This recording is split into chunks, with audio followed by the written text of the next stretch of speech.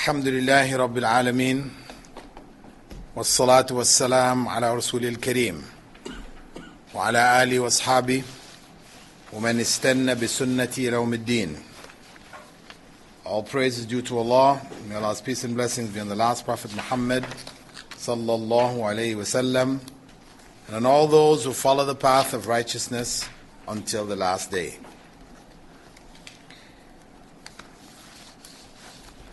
Today we begin the last section of the book أعلام السنة المنشورة لاعتقاد الطائفة الناجية المنصورة by Sheikh Hafiz ibn Ahmed al-Hakami. This book was begun by Sheikh Abdul Rauf. For those of you who are joining late, and the earlier principles of Aqidah for Ahl Sunnah were covered. What remains in the last part of the book is the complicated area of Qadar and Shu'ab al-Iman, which are the branches of Iman. I mean, that closes the book with the branches of Iman. The author, Al-Hakami, is among the Saudi scholars of this century who died young. He was about 35-year-old when he died, and he had written a number of books. He was a very promising student of knowledge, studying under the leading scholars of his area and his time. And so much so, he was such an aggressive student that his teachers asked him to write books on different subjects. And he would either compose poems in which he would gather all of the principles of a given subject. As scholars of the past did, this was a traditional way to simplify and to, or we wouldn't say really simplify, but we would say to condense rules for students to make it easier. They'd put it in a poetic form. For example, one of the famous poems is called Alfiyat ibn Malik. Alfiyat ibn Malik is 1,000 lines of poetry in which all of the rules of Arabic grammar and syntax are included. So a person who memorizes that has it all. Later they teach you the commentary on it, because actually when you read it, you know, for a person who, even with a good Arabic background, they read it, it's like a puzzle, you know, because the poets will always, or the authors who make these lines of poetry will, you know, shift things from their normal positions in order to keep things rhyming. Because you imagine, you want to make grammar rules all rhyme, you're going to have to do some playing around. So a person who doesn't know all these rules themselves, and when he reads it, it will appear puzzling. It will appear puzzling. So what they usually did after that is to write a commentary on it. So the poem was to facilitate for students the memorization of all the rules. And you have what they call Alfiyat al-Iraqi, where one of the leading scholars of the past, al-Iraqi, he gathered up all of the rules of hadith. You know, the hadith science, ulum al-hadith. He put it all together in 1,000 lines, poetry also. You know, so because so much of learning in the past depended on memorization, so these were all tools used to memorize. So Al-Hakami, he had written a number of such poems gathering areas of knowledge for students who would be following him. And he also wrote a number of books, among them, in a number of subjects, among them this particular text that we're looking at. Now, there is a copy of this available. For those of you that are not aware, there's a copy of it available on Salafi publications. And I don't necessarily advise you to read everything that's there, because there is some elements of extremism. But they do have the text there, and we've made copies of it, actually. Some people knew about it and made some copies, and Abdurrauf wanted people to do a lot of writing, so he didn't give them the answers. You see, he brought all the questions, he deleted the answers, and that was distributed. I don't really see anybody with it, so I don't know why that is. You don't have those. But anyway, in reality, whatever, we can make a copy of the text for you with the answers, that you can also follow what the study. We can follow it yourselves. I mean, I'm doing further research, beyond what is there in the text, and that I'll have. You won't have. At the end, inshallah, you can get it. Anyway, we reached as far as question number 137. And of course, this is different from the numbering in the Arabic text. There's a difference of 1. I haven't figured out why that is exactly. Perhaps. The same number twice earlier on. In which text? The Arabic one. They use the same number twice. Oh, so the Arabic is off. Okay. Right. Thank you. So the reason why there's a difference for those who are following it in the Arabic is because in the Arabic text they have used the same number twice, and this is why they end up being 1 number behind. Anyway, so the English is accurate.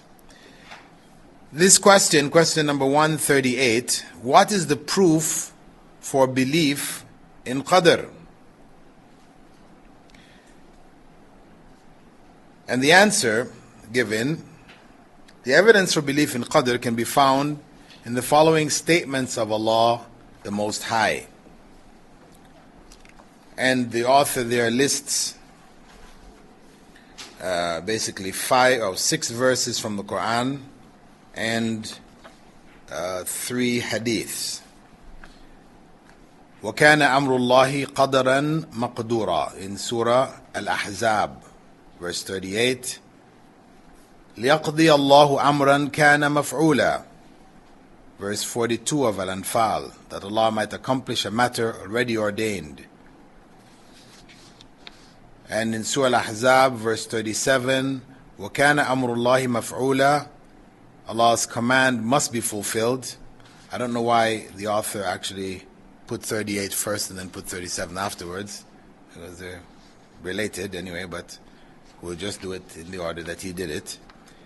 And وَمَا أَصَابَ مِن مُصِيبَةٍ إِلَّا بِإِذْنِ اللَّهِ وَمَنْ يُؤْمِن بِاللَّهِ يَهْدِ قَلْبًا.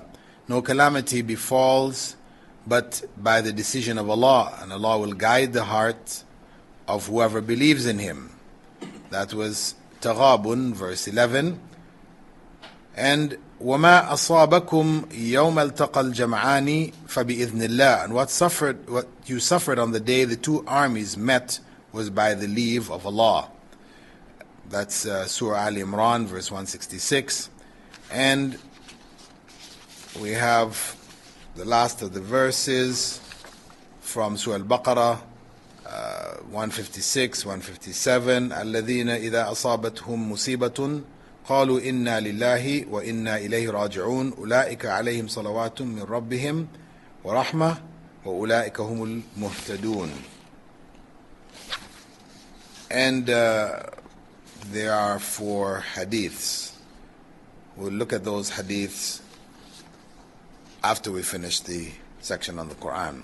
So let's go back. He said the evidence for belief in Qadr can be found in the following statements of Allah. Before looking at the evidence for belief in Qadr, it would be good to know what exactly Qadr is. Right? And Qadr, the term Qadr, comes from the root Qadara, which means to evaluate. Qadara means to evaluate. and it may be defined as Allah's predestination of everything for His creation, in accordance with His prior knowledge. The predestination of Allah for everything of His creation, in accordance with His prior knowledge. Okay, alhamdulillah wa salatu wa salam wa rasulillah. Just to allow the sisters to catch up, for some reason the mic wasn't working. We are at question 138, which was, what is the proof for belief in Qadar? The answer given by the author was 5 verses of the Qur'an and 4 hadiths. And we began to look at the evidence, where he said the evidence for belief in Qadr can be found in the following statements of Allah, the Most High. We mentioned that it was necessary to first begin with understanding what is Qadr before going on to looking at the evidence. And the basic linguistic meaning of the term Qadr is to evaluate. However, from an Islamic perspective, it is defined as Allah's predestination of everything for His creation in accordance with His prior knowledge. Allah's predestination of everything for His creation in accordance with His prior knowledge. It is Allah's decree or decision. It is Allah's decree or decision. As in the verse, Inna kulla shay'in khalaqnahu biqadar. Indeed, I have created all things according to predestined proportions. Here is qadr used directly with this meaning. Everything was fixed in its proportions according to Allah's prior knowledge. Also derived from the same root of the word, the verb qadara, is qadr. Because in the text, as it's translated into English, they translate it as qadr. Now the term qadr, that is without the fatha on the dal, qadar and qadr, right? Qadr we're looking at now. This is a verbal noun from the same verb qadara, what they call the masdar. It is virtually synonymous with qadar. It's virtually synonymous with qadr. Although it does, in terms of usage, have other implications. It's used to generally mean the amount of something, right? The amount of something. And we also have Laylatul Qadr. It's not Laylatul Qadar. We know it as Laylatul Qadr. It being the night in Ramadan in which Allah sends down His annual decree and decides the amounts of all things relating to His creation. So, in its usage in general, in this context, in the context of Aqidah, Qadr and Qadar are one and the same. They're synonyms. Okay. The other term, which is often referred to in the same context of predestiny, destiny, predestination, etc., is Qada. Qada literally means decision. The Qadi in the court. He's called the Qadi because he makes decisions. He's a decision maker. He makes rulings. So Qada generally means ruling. Also, Qada has a variety of other meanings. Actually, both of these words have a number of other meanings. Because we talk about prayers that we miss when we do them. It's also called Qada. So it has a variety of other meanings. But in the context of predestination, Qada means the implementation of Allah's decree. The implementation of Allah's decree. As in Surah Al-Baqarah, verse 117, بديع السماوات والأرض وإذا قضى أمرا فإنما يقول له كن فيكون. When he decrees a matter, he only says to it, be, and it is. When he decrees here meaning causes it to come into existence, he only says to it, be, and it is. So Qada here is taken to mean the implementation of the decrees which Allah had already decided by Qadar. So Qadar is basically the decree, and Qada is the implementation of the decree. Okay, that is the most popular understanding of Qada and Qadar amongst the scholars of this area, and a number of others held this view, Ibn Taymiyyah and others. However, there is another view. Right? There is another view held by legitimate scholars of the past like Ibn Hajar al-Asqalani, which is the opposite. It is the opposite. As Ibn Hajar said, the scholars say that Qada is the general decree from eternity. Before we said the decree was Qadar. They're saying Qada is the general decree from eternity. And Qadar refers to the details of that decree and how they are implemented. It refers to the details of that decree and how they are implemented. And this is actually the most well-known view. It is the most well-known view in the Muslim world as a whole. It's the view which the Ash'ari hold, the Ash'arites, that is their view. And, scholars from among the Salaf, also held this view. So just be aware that that is a counter view. As is mentioned in Encyclopedia of Islam, the overwhelming accepted position makes Qada the universal, general, eternal decree, and Qadar the individual development or application of it in time. And that's why when you hear the terms mentioned together, they usually say Qada wal Qadar. They don't say Qadar wal Qada. You'll hear it said Qada wal Qadar.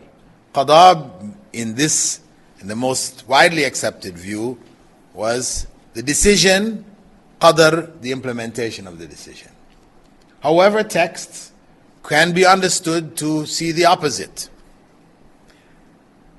Anyway, when these terms are used separately, they are synonymous. If you talk about Allah's Qada, and on the other hand you talk about Allah's Qadar, they mean the same thing, including both aspects. When they're said together, this is now when you need to make a distinction between the two. And whether you make a distinction one way or the other way, we see from this that they're both acceptable. Right? Because there are evidences to support both. Now, Al-Hakami and the scholars of this area who follow the interpretation basically of Shaykh al-Islam Ibn Taymiyyah, they take the other view which I mentioned. Okay, if we go on now to the first of the evidences which Al-Hakami mentions from Surah Al-Ahzab, وَكَانَ أَمْرُ اللَّهِ قَدَرًا مَقْدُورًا, and Allah's command is a determined decree. This is proof for the belief in Qadar. This verse, anybody knows what context it comes in? No, this verse concerns the incident of the Prophet ﷺ's adopted son, whose name was Zayd ibn al-Haritha. Zayd ibn al-Haritha. And Zayd was married to the Prophet ﷺ's cousin, Zainab bint Jahsh. Right? And after they were married for a while, about a year or so, problems developed, and Zayd came back to the Prophet ﷺ and wanted to divorce. Right? The Prophet ﷺ, he didn't want this to happen. He tried to hide it, told him to be patient, etc., etc. But it happened anyway. And after it happened, Allah instructed the Prophet ﷺ to marry Zainab. Allah instructed the Prophet ﷺ to marry Zainab, not according to the story which is mentioned in some texts. Tariq al-Tabari, which is well-known Islamic historical text, mentions a story that the Prophet ﷺ, after, I'm not sure whether it's after or before Zayd's divorce from Zainab,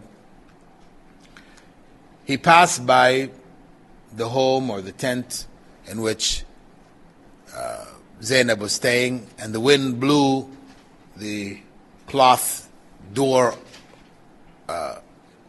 from its position, and he looked inside of the home and saw Zainab there in a state of, home dress, which meant that maybe some of her beauty was exposed. Not for sure, if that were the case. And supposedly, seeing her, it went in his heart, so, he desired her. But I think actually it was even before the divorce. This is how it is mentioned in the story, right? But he kept that back or whatever. Anyway, the point is, it's not true. It's in Martin Ling's text, and this is one of the, though Martin Ling's autobiography of Prophet Muhammad ﷺ is one of the best written texts available, for the pleasure of reading, just for reading pleasure, because Martin Lings was a writer. He was an author, British, who converted to Islam. Well, we hope that he did. He had belief problems after his conversion.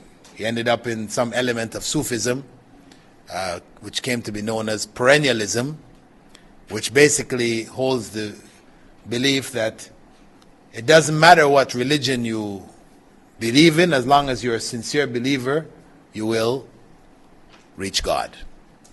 All religions are like spokes on a wheel, that's how they put it. Right? The hub is Allah, and all the spokes are connected. Whichever spoke you come along, you're going to find Allah, as long as you're sincere. So they call this the perennialist belief. He, and there are others in Europe, they're popular for these types of writings. Guy Eaton is another big figure, who has written, I think he died just recently, right? Guy Eaton, I think. Yeah. Anyway, the point is that Martin Lings' autobiography, or biography, sorry, not autobiography, biography of Prophet Muhammad ﷺ is the best written in English. Excellent English. Beautiful reading. But he has in it a few errors like this. Right? As he said, he's taken it from the earliest sources, he did. But he didn't take it critically. Meaning, if this was not authenticated, then really you shouldn't include it. So, Prophet Muhammad ﷺ was instructed to marry Zainab.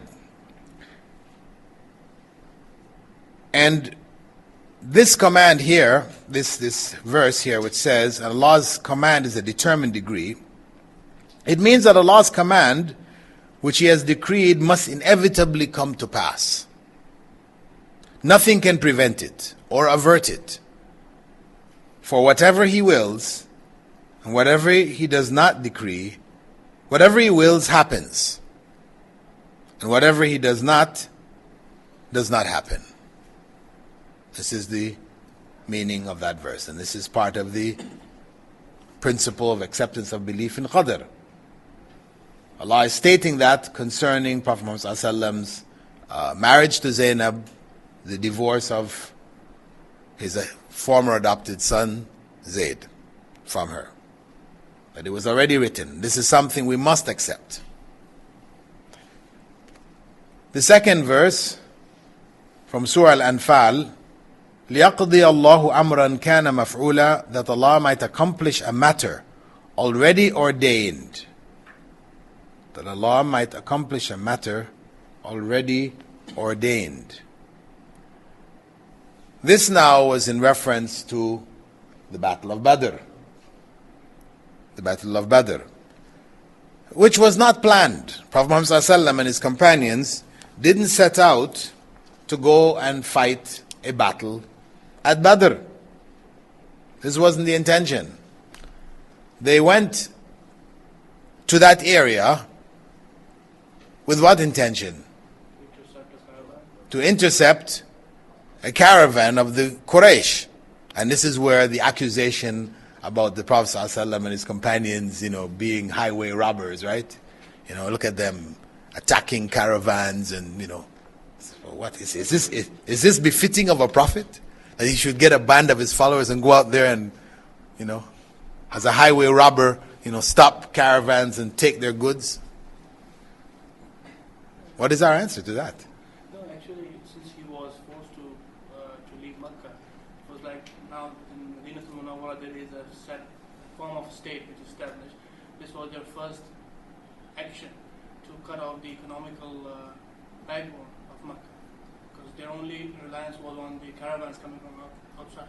Okay, our brother's explanation is that with the establishment of the Islamic State in Medina, the state now, in order to try to cut off the economic foundation for the Meccan society, this was the step which they took. Well, that sounds nice, from a theoretical position. You're part of your embargo, you're going to stop goods coming in, this kind of thing. Okay, it sounds good. But reality is, it was an issue of revenge. It was an issue of revenge. Because stopping the economic, function of Mecca, it's just one caravan, it's not really going to. The caravans are coming from other directions. They're coming from the south also, not just from the north. This was not going to stop their economics. Right? It's just going to hustle them. So it was more an issue of revenge. Meccans were driven out, those people in Medina, the Muhajirun, they were driven out of Mecca. Their properties were stolen. They were forced to leave. They fled. So their economics was taken, so they had a right to go and take back. As an eye for an eye. You've taken some of our economics, we can take some of your economics. Right? So this was legitimate. People had lost. They went to Medina, they had lost out. They went to Medina destitute. This is to regain something of what they lost. This was their right in that matter. Anyway, that was the intention. However, Allah had another plan. Right? The other plan was that they were going to meet the Quraysh in battle. Right? So instead of catching a caravan, they found an army 3 times their number. Right? This was the determination of Allah, that Allah might accomplish a matter already ordained. They had a plan, but Allah had another plan. So they were made to fight that battle, and in that battle, Allah brought glory to Islam. They were going in small numbers, Quraysh were large numbers going there, sure they're going to beat these people because we tricked them. They thought they're going to find the caravan and we're coming with, 1,000 plus. They're only 300. So they went there being sure of victory. But instead Allah humiliated them, humiliated the pagans and idolatry because they were the symbol of idolatry, and gave victory to Muslims, right? And Islam is a symbol of worship of Allah as He deserves to be worshipped. So the companions, they had no knowledge that this would happen. But Allah knew. Allah had already a plan in place. And it was from Allah's compassion that this was done. Right? It was from Allah's compassion. Because though it involved struggle, some lives were lost, etc., it was a mercy from Allah. Because it gave them a new position in the eyes of others. It encouraged more people to accept Islam, etc., seeing Muslims successful, etc. The third verse, which is from Surah Al-Ahzab also, which preceded the first one, 38, it's verse 37. وَكَانَ أَمْرُ اللَّهِ مَفْعُولًا. Allah's command must be fulfilled. This is also about the Prophet ﷺ's marriage to his cousin Zainab bint Jahsh, the only cousin that he married. Right? It's an important point, because Muslims today, especially in these parts of the world, they make the marriage of cousins obligatory. That's it. You're supposed to marry your cousin. If somebody wants to marry other than his or her cousin, what is this? You're breaking our traditions. This is Islam. No. Yes, Prophet Muhammad ﷺ did marry a cousin. And this is also a point which some Westerners and others used to attack Islam, because marriage to cousins for them is not permissible. First cousins, right? Not permissible. But the arguments they use about its prohibition are weak. They say, yes, it causes deformities and this kind of thing. It doesn't. It doesn't. There's an article which came in Juma magazine. If you'd like copies of it, I can pass it on to you afterwards, where they explain from a scientific perspective why this argument is false. Continued inbreeding, yes, in any given area, if people just marry amongst themselves, then certain recessive genes will become dominant over some period of time. And so certain illnesses, if that recessiveness is an illness, it will become dominant in that area. But it's not automatic that simply because you marry your cousin, the likelihood, or your father married a cousin and you married a cousin, that the likelihood that you're going to carry some kind of deformity, etc. It's not true. It's not true. It's when it's taken to excess. When it's taken to excess. Anyway, the Prophet ﷺ's marriage to Zainab broke the taboo about marrying cousins on one hand, and it also broke an even greater taboo, which was to marry the wife of your adopted son. Marrying the wife of your adopted son, because they treated the adopted son, like they do in the West today, like your real son. So marrying your son's wife, of course, is something objectionable, obnoxious. Same thing they said for your adopted son. So this act, of course, this was already addressed in Al-Ahzab verse 4, where Allah said, وَمَا جَعَلَ أَدْعِيَاءَكُمْ أَبْنَاءَكُمْ. He has not made your adopted sons your real sons. So it was already taken care of there. But that's in word. The Prophet ﷺ's action, puts that seal on it. It puts the seal on it. There's a number of things you see in the Prophet ﷺ's lifetime which happened like this, where he told people to do things. They were traveling and they were fasting, going for Umrah. He told them, break your fast, because people were having difficulty with it. But some people broke, but other people didn't. So he had to go out there and drink in front of all of them, right? To break it. Same thing with Safa and Marwa. Right? Allah said, Inna Safa wal Marwata min sha'airillah. Because Safa and Marwa were two mountains which, the pagans used to get on top of and praise their false gods, etc., etc. So,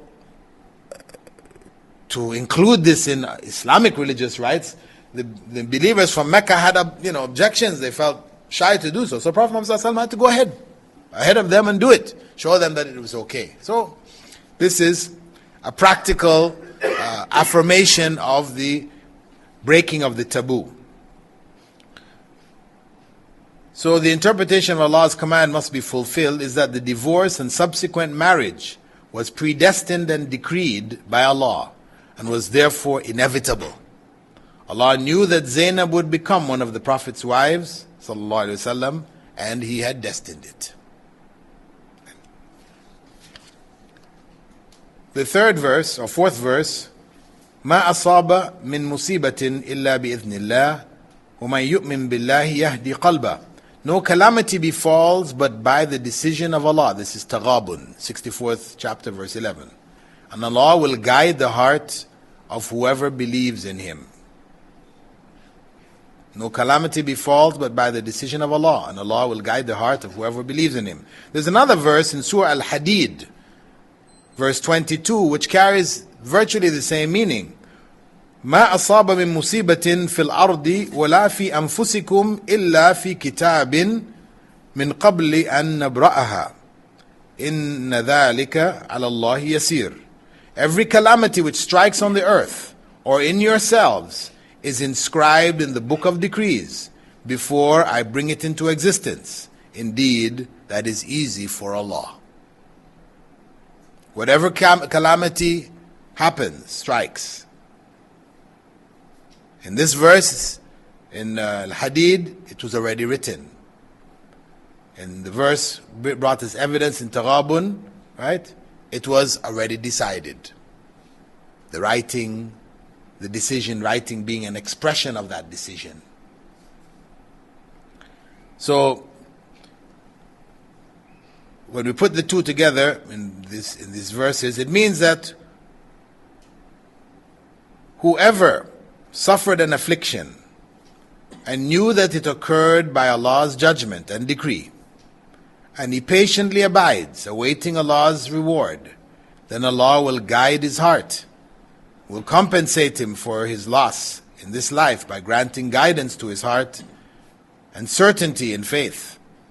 Allah will replace whatever he lost with something similar or something better, according to the tafsir of Ibn Kathir. Verse 166 of Surah Al Imran. وَمَا أَصَابَكُمْ يَوْمَ الْتَقَى الْجَمْعَانِ فَبِإِذْنِ اللَّهِ. And what you suffered on the day the two armies met was by the leave of Allah. This verse now is in reference to the Battle of Uhud, which happened after the Battle of Badr, where the archers who were set to guard the rear of Muslims, the Muslim army, and they were instructed by the Prophet ﷺ not to leave their positions, no matter what.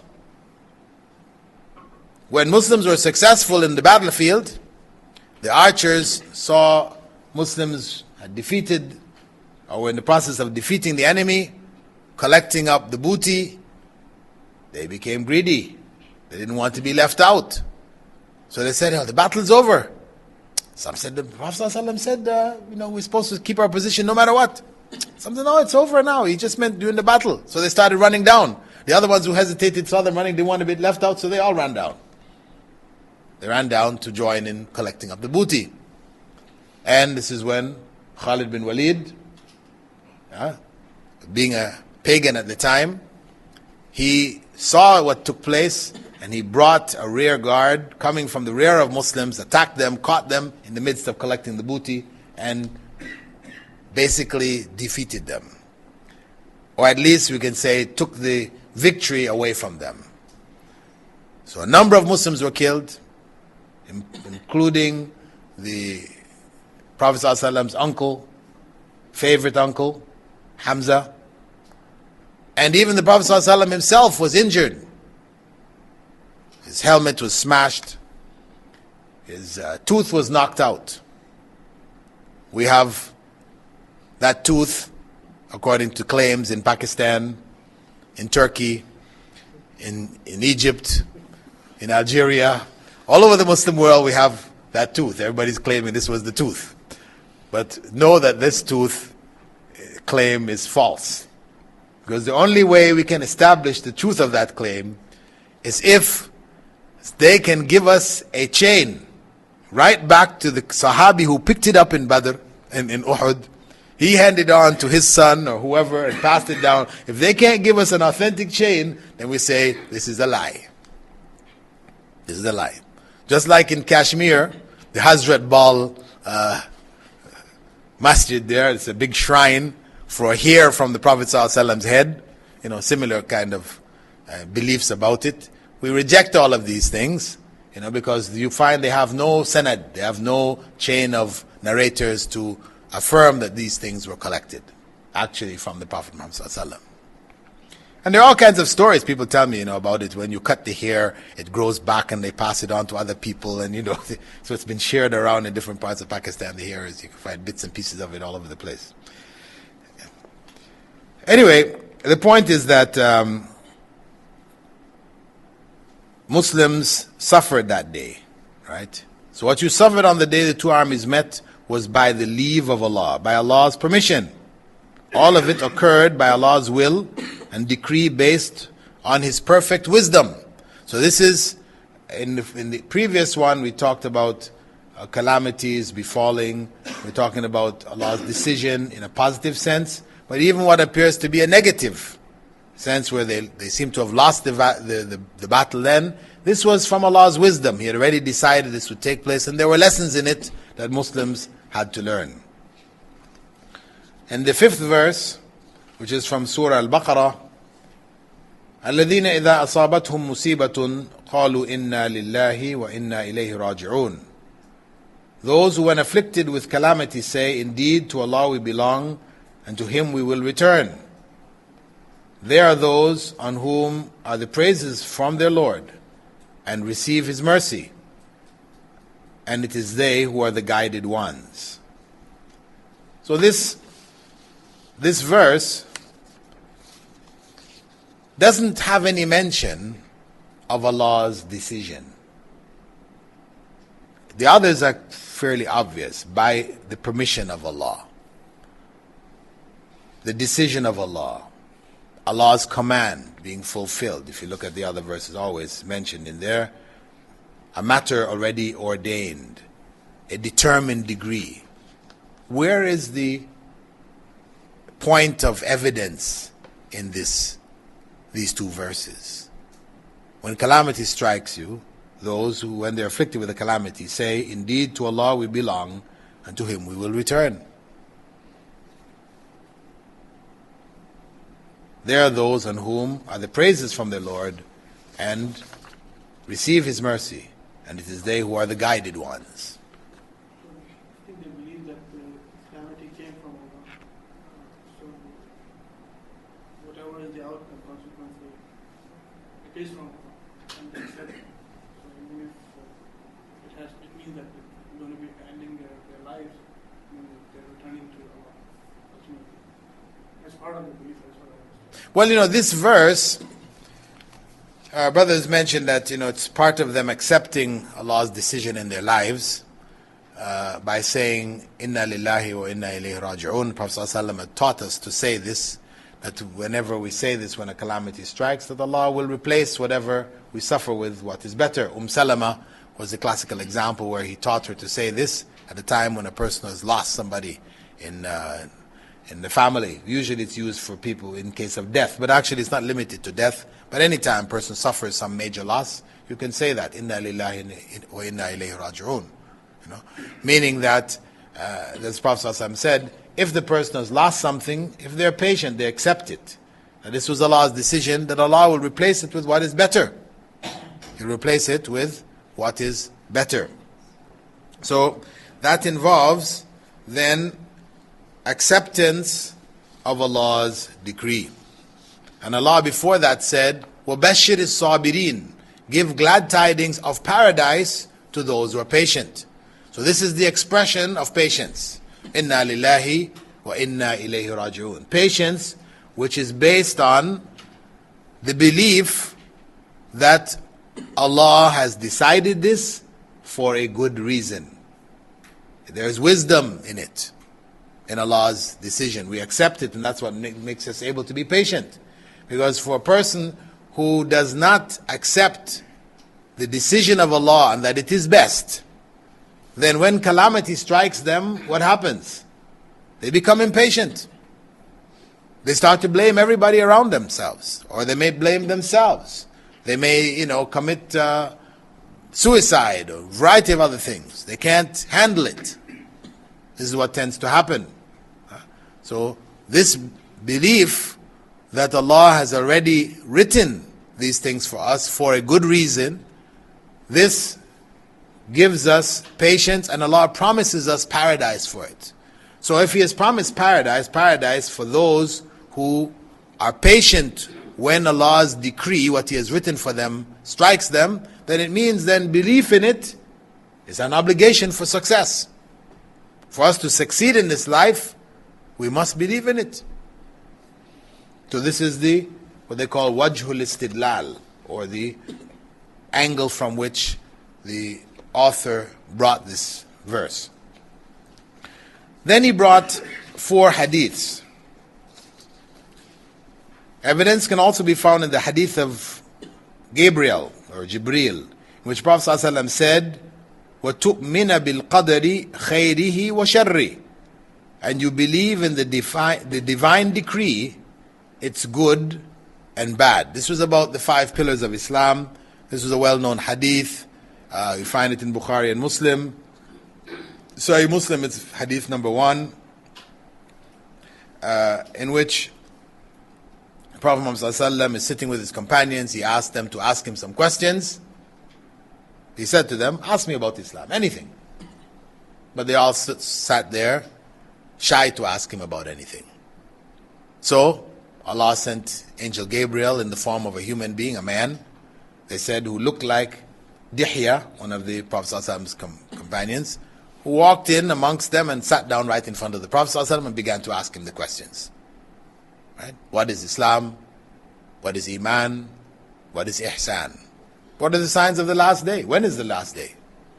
So, the Prophet ﷺ gave the answer to what is Islam and what is Iman. And in this answer to what is Iman, the last pillar was that you believe in the divine decree, it's good and it's bad. So the hadith of Jibril, where he defined the 6th pillar of Iman as to believe in the divine decree, it's good and it's evil. Khairihi wa sharri. That is evidence that belief in Qadar, which was the question, what is the proof for belief in Qadar? This is clear evidence. Also, Prophet Muhammad ﷺ said, know that whatever has befallen you could never have missed you, and that which missed you could never have befallen you. This is another hadith in another context. Actually, it was narrated by Ibn ad-Daylami, in which he said, I went to Ubay ibn Ka'b and said to him, some doubt about Qadr has occurred in my mind. So relate something to me that perhaps Allah will remove it from my heart. He said to me, if Allah punished the people of the heavens and the earth, He would not do any wrong to them. If Allah punished all of the people in the heaven and the earth, He would not have done anything wrong to them. If He had mercy on them, His mercy would be better for them than their deeds. If He had mercy for them, His mercy would be better for them than what their own deeds would have earned them. And this is why we talked about before whether one's deeds carry us to paradise or not. And Prophet ﷺ said that it is the grace of Allah, God, that takes us to paradise. And if you spent in the cause of Allah the equivalent of Mount Uhud in gold, Allah would not accept it from you until you believe in Qadar. Allah would not accept it from you until you believe in Qadar. Actually, this part of the hadith has a stronger proof for belief in Qadar than the part which the author actually brought. He just brought a piece of the hadith. Students knowing exactly what the whole hadith was, would know it. But for us, really, the greater element of proof is there. And then the explanation of it, Prophet ﷺ went on to say, and know that whatever has befallen you was never going to miss you. And that which missed you was never going to befall you. And if you died believing other than this, you would enter the fire. And if you died believing other than this, you would enter the fire. Then I went, this is Ibn al-Daylami, he went on to say, then I went to Abdullah ibn Mas'ud, another leading companion of the Prophet ﷺ, and he said something similar to that. And I went to Hudhayfa ibn al-Yaman, and he also said something similar. And I went to Zayd ibn Thabit, and he narrated it to me from the Prophet ﷺ. The third hadith, if something befalls you, do not say, if only I had done this, such and such would have happened. Instead say, it is the decree of Allah, and He does what He wills. If something befalls you, something happens to you, don't say, if only I had done this, such and such would have happened. We do this all the time. Prophet ﷺ said, don't say this. Instead we should say, Qadarullah wa ma sha fa'al.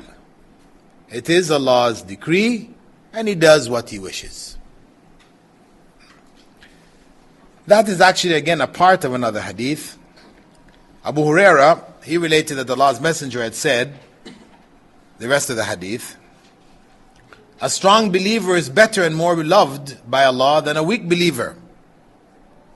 But there is good in both. Cherish what benefits you and seek help from Allah and do not lose heart. Seek help from Allah and do not lose heart. And if anything befalls you, that's the rest of the hadith, do not say, if only I had done this, such and such would have happened. Instead say, it is the decree of Allah and He does what He wills. The rest of the hadith, for surely if opens the door for Satan's work. If only. Lo, this is the opening for shaitan.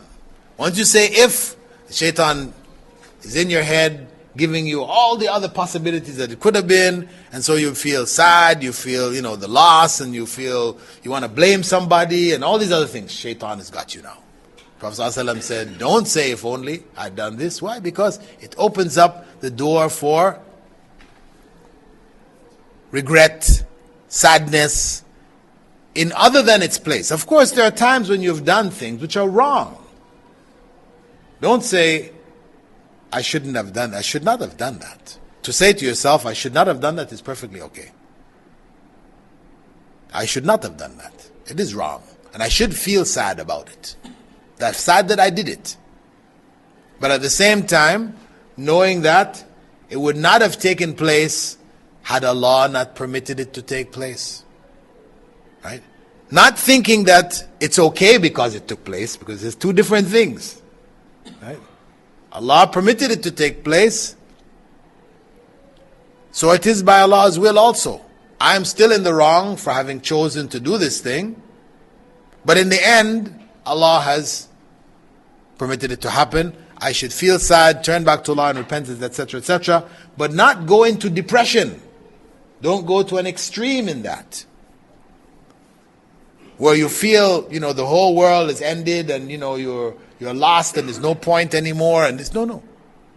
Allah forgives. He's able to forgive everything but shirk if we die in that state. So, know that if we're sincere in our repentance, we can gather back our affairs and go forward from it. Learn from our mistake. Build. That's the key, if we're able to learn and not keep repeating it over and over again. the last hadith mentioned by the author, Al-Hakami, is the Prophet ﷺ said, كل شيء بقدر حتى العجز والكيس. Everything occurs by decree, even inability and capability. Inability and capability. This is actually again a part of another hadith. Tawus reported, I met some people from Allah's Messenger's companions who said, everything is by Qadar. And I heard Abdullah ibn Umar quote Allah's Messenger as saying, everything is by Qadar, even inability and capability, or capability and inability. So even the ability to do something, the desire, the effort, all of this is by Allah's Qadar. He has created everything. Everything is included in His creation and apportioned accordingly. Because that's something real, we know. Some of us are born, growing up, we can run fast. Some are slow. Some are higher IQ than others. These abilities and inabilities. This is not by our decision. We come into the world with it already. And Allah has decreed what each and every one of us will have. What amount we'll have of these things. Now, Allah doesn't reward or punish on the basis of that. He rewards and punishes on the basis of what we do with those abilities. How do we deal with our inabilities? So this hadith, takes it down to the human makeup, the nature of human beings, that whatever abilities, capabilities we have already been fixed and decided by Allah for a good reason. For a good reason. And it's important again, because we have people, I know you read about stories in the newspaper in India especially, it seems to be common, where kids, they don't do well in their exams, they're killing themselves. Hanging themselves from a variety of different locations. In Japan also too, a lot of pressure in the society to produce and to be first in your class, or the top 10 or whatever, so you can be chosen for this institution, that institution. Huh? Yeah, it happens here too. But of course, the local people, as long as you're a local, then you're guaranteed you can get in anywhere you want to. But I mean, in the expat community, yeah. Yeah, not in MIT, US. MIT, yeah. MIT also, yeah. Yeah, I mean, it's all over the world really. People where they have done their utmost. See, because it's one thing where you didn't make the effort and you did bad. Okay, you know whose fault it was, right? But when you did your utmost, you worked hard, you studied, you did everything you could, and it just didn't happen the way you wanted it to happen, and you failed, or you did poorly, or whatever. Then you ask yourself, why? Why me? Why is this happening to me? And if you don't have that understanding, well, as long as you've done your best, that's what is pleasing to Allah. As the Prophet ﷺ had said, "Inna Allah yuhibbu min ahadikum idha amila amalan an yutqina." Allah loves from each and every one of you. If you do any deed, do it to the best of your ability. So that's what's from you. If you have done your best, then that's what's pleasing to Allah, no matter what happens in the end. So that's the kind of consciousness, very important, especially in schools. This is something missing in many of our Muslim schools. This consciousness is not there. The big reward, who's first in the class, who's the top in the school, and but we don't give the reward for the one who has made the greatest effort. In some schools, you have this thing about, or some awards they give for greatest improvement, and that's really what is most important. The person has built up from what they had. That really shows the effort, as opposed to one person who just happens to be so intelligent, and so they get number one. And really, in the Muslim school, what the top prize should be is for what? The best Muslim. Because when we tell them the top prize is the top academic, then we're telling them also, we're sending wrong messages, isn't it?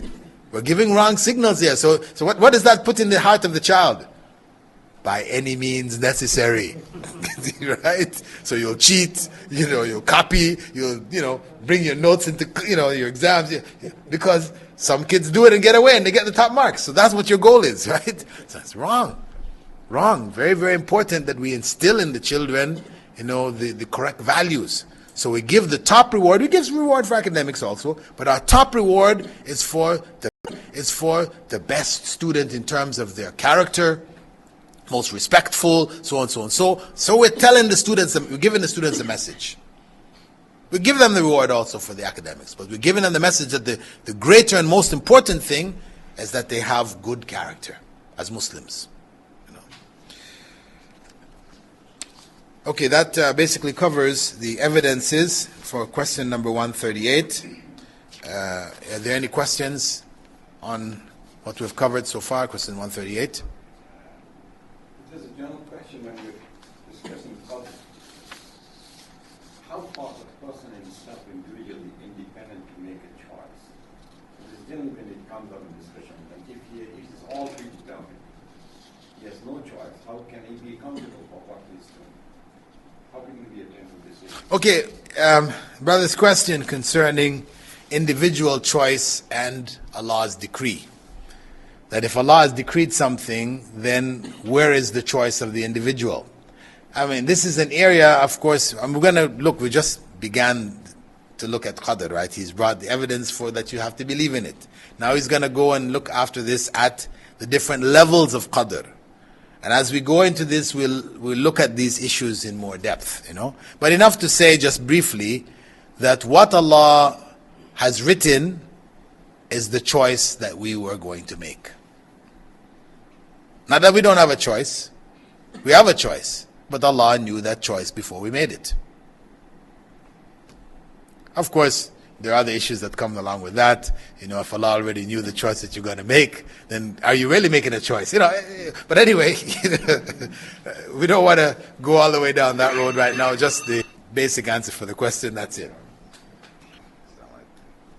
From the sister's side, we have a question about where a person says, I shouldn't have done so and so, not over something which was sinful, because I mentioned if it was sinful, then you should say, I shouldn't have done that. But if it's not sinful, it was just a choice, you had two choices.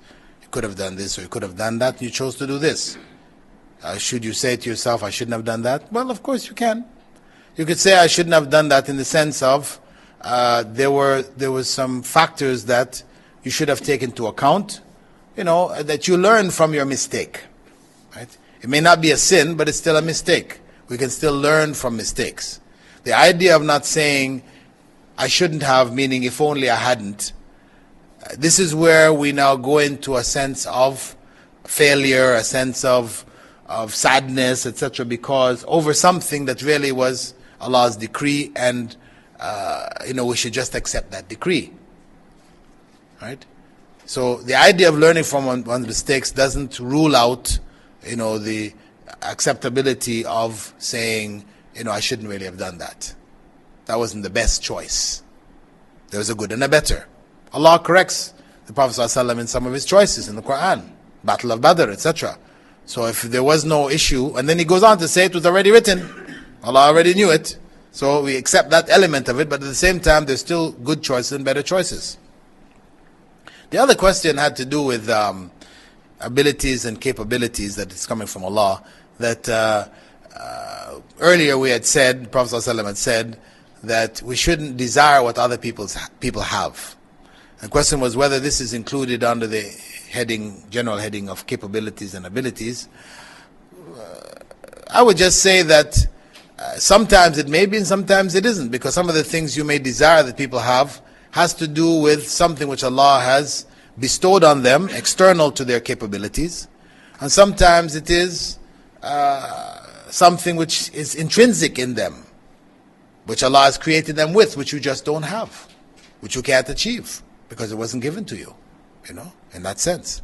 So it may be included, it may not be included. In either case, whether it is or it isn't, we are discouraged from desiring what other people have, except in 3 occasions. The Prophet ﷺ had mentioned, and it really has examples of where it is something positive and your desire for it is something positive. You see somebody knowledgeable who's teaching, you desire to have that knowledge, right? And to be able to teach and to benefit others as they're doing, and so on and so forth. He gave other examples which indicate that where it is something positive and you desire it for yourself to be able to do something positive, it's permissible. But it is the negative element where you desire what other people have and you wish they didn't have it. That's one element, right? Which is really an evil element. Or even just desiring it, and it's really not something which is particularly desirable Islamically. It's not necessarily something good for you, it is just a part of the dunya. Really, that is the area which is not liked by Allah subhanahu wa ta'ala. Okay, inshallah, we stop here. سبحانك اللهم وبحمدك نشهد أن لا إله إلا أنت نستغفرك ونتوب إليك